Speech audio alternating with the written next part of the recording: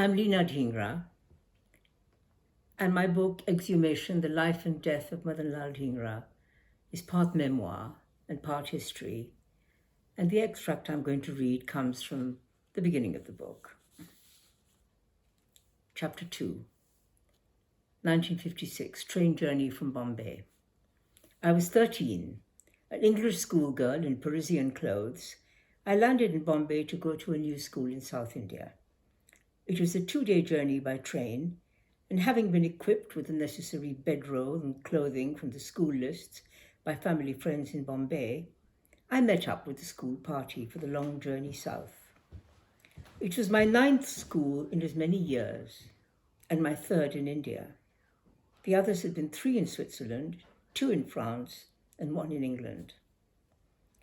Partition had left us displaced in Paris, waiting to go home. I now felt like the proud trailblazer who had come home and was paving the way for the others.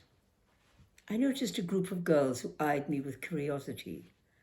Then one of them smiled, a tomboy in plaits. She detached herself from the group and strode over. "Hello, you're new, aren't you? What's your name?"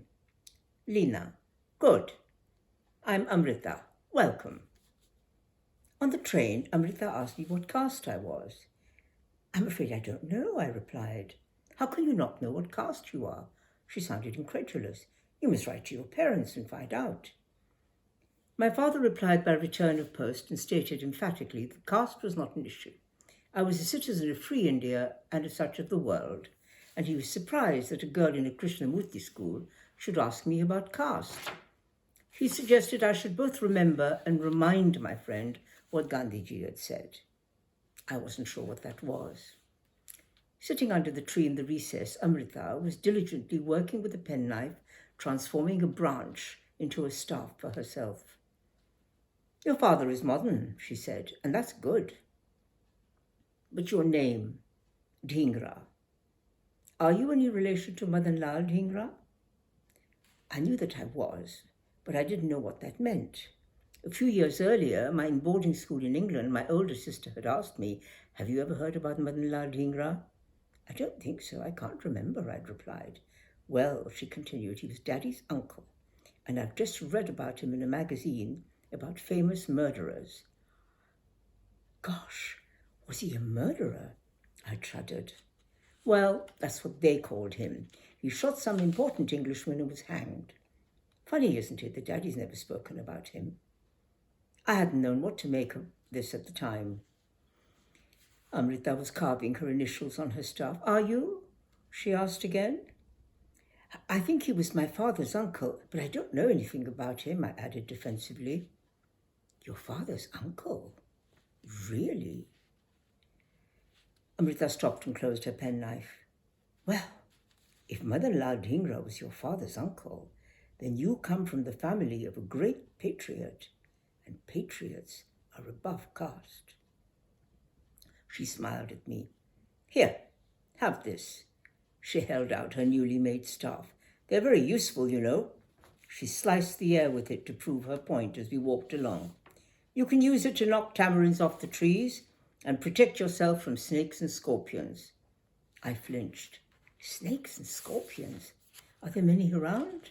"Oh, yes," she replied cheerfully, "but most of the time they hide away and only a few are dangerous." We walked towards the summoning bell. "Did your parents go to jail?" "No, they didn't. My mother always says it's her biggest regret." "What is?" "That she didn't manage to get to jail." Amrita laughed. "Well, my parents only went to jail during the Quit India movement. But my grandfather was in and out for much longer. It ruined his health." "Gosh," I exclaimed, quite impressed. "It was my grandfather who told us about Madan Lal Dhingra and the inspiration he had been." "What did he say?" "That he was a great patriot who'd sacrificed his life so that India could be free, and we must never forget him and the many others who died so that we could regain our self-respect. It's our duty to remember.